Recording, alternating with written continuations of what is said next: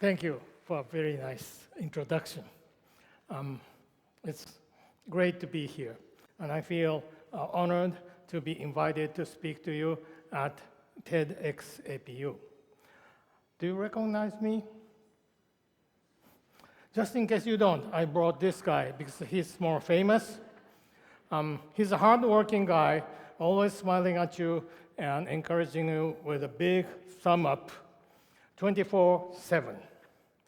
Well, after I became a president a year and a half ago, I noticed that people are curious about the job of a university president. I often get questions like, what do you do most of the day? What kind of job takes up most of your time? Do you travel a lot? The simple answer is that I meet people. By meeting people, I serve two essential functions. Number one, within the university, I make decisions. Most of my work days are filled with scheduled meetings. Some are formal, large committees. Some are small ad hoc consultation sessions. Regardless of the type of meetings, people expect me to make decisions. They really want to listen to me, and sometimes I feel they expect too much of me, but I strive to meet their expectations. Outside the university, I represent APU. I meet with industry leaders, government officials, foreign diplomats. I give interviews, appear on TV, and deliver public talks. Through these opportunities, I highlight the excellent quality of our research and education, our students, and alumni. As president of APU, I'm your salesperson, I'm your ambassador. For all of these tasks, I need to be a good communicator. I need to be persuasive, confident, trustworthy, and amicable. The problem is, I'm inherently not good at any of these tasks. I'm an introvert, I'm shy, I'm indecisive. So today's story is how I, a shy introvert, became the person you see, a university president. When I was a small boy, I liked to play with small toy cars. I had a box full of them.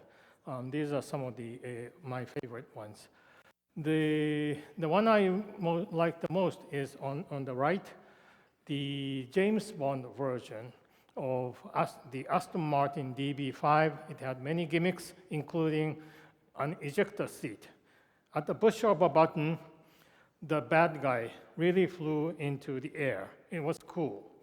I remember playing with these small toy cars for hours before my mother called me for dinner. That doesn't mean that I didn't have any friends. I had good friends, but I always preferred to spend time with a small number of them. As I grew, my solitary activities evolved. I still love machines and gadgets. I'm a computer geek. I still love reading books. So I started as an introvert, and I still am an introvert. Fast forward to my last year in college. It was time to make a career decision. The early 1980s marked the phenomenal rise of Japan as a global economic power. The corporations were in good shape, and they competed to recruit us graduating seniors. So it was a good time. However, I decided to enroll in the doctoral program in history. I knew that by going to the graduate school, my chances of stable employment was very slim. Why? Well, part of the reason was that I enjoyed research. I loved the feeling of developing new ideas, and I wanted to continue to feel the happiness. Another part of the reason was that the life of a salaryman, a white-collar corporate employee, wasn't attractive to me. To me, it seemed like an endless continuation of meeting people, selling products, negotiating deals, and drinking late with your colleagues and customers. I knew this because my father was a salaryman and he suffered. So that's why I chose academia. In hindsight, I think I made the right decision. I would never have been a happy salaryman. At the same time, I was wrong. By going to graduate school, I thought I would just do research. After my graduate studies, I wanted to become a university professor, but I didn't really realize that being a university professor involved teaching and administrative duties, which required extensive communication and interpersonal relationship. I was totally unprepared for the challenges of university professorship. My first challenge was teaching. In my mid-30s, I was hired as an assistant professor at a women's junior college. I was assigned to teach a large introductory lecture course in American history and culture. Imagine a lecture hall filled with 500 first-year students, not particularly academically inclined, full of youthful energy, eager to make friends. You know the chemistry? They talk. The classroom was an uproar of students' chatter. It was really difficult. After months and years of trial, I did many things, but finally I found that controlling my voice and posture was effective in engaging my students. Later on, I learned that the effective public speaker should have a clear, strong voice and a confident, calm demeanor.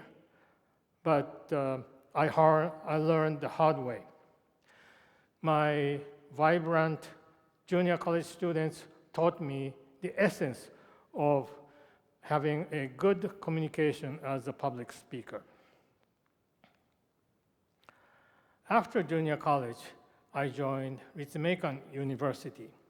After teaching for some 10 years, I was appointed Dean of Academic Affairs for the entire university.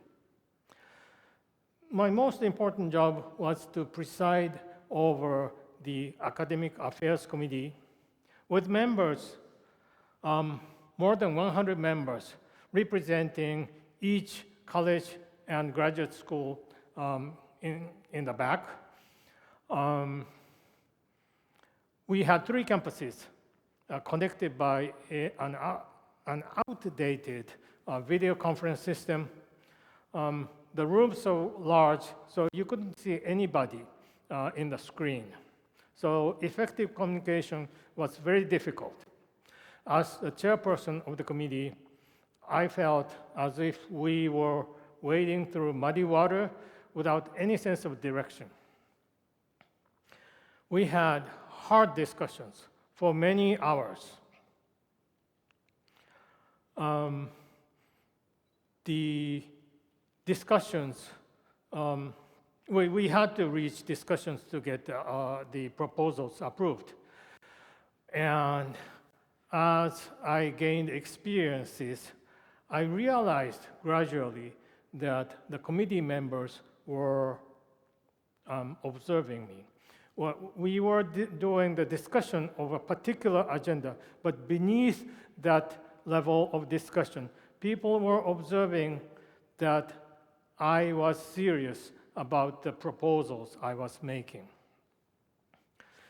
I was expected to withstand criticism and hold on to the principle on which the proposal was based. I was fortunate to work with talented, dedicated colleagues in preparing the proposals. So I cherished the companionship of my colleagues, and I learned the value of teamwork. I no longer felt alone working with them. I also appreciate the committee members who expressed various diverse opinions, sometimes opposing me, because through time, they themselves got to acknowledge that I, as Dean of Academic Affairs, was serious about my responsibilities, and this trust at the gut level enabled us, the committee, to make important decisions of the university. So this process of trust building was a valuable lesson to me, and it proved essential when I became president of APU. So here are my takeaways for you. Number one, I want you to remember that people are wonderful. For a shy person like me, a little effort can lead to unexpected meetings with amazing people. Make your best effort to connect with those you find difficult. You have so much to learn from them. My second message is that the life is an infinite arena for learning and growth. Embrace your life and believe in your capacity to grow. Your journey has just started. I wholeheartedly welcome you to the process of lifelong learning. Welcome and bon voyage. As a concluding note, I want to show you two pictures. I would not have had the opportunity and privilege to discuss the future of Asia with His Excellency, Mr. Mahathir Mohamad, if I hadn't taken this journey. This was 3 years ago, and I still cherish the memory. And with the help of this guy, I will support and encourage your journey to find and shape your own world. I will do my best as your president. Thank you.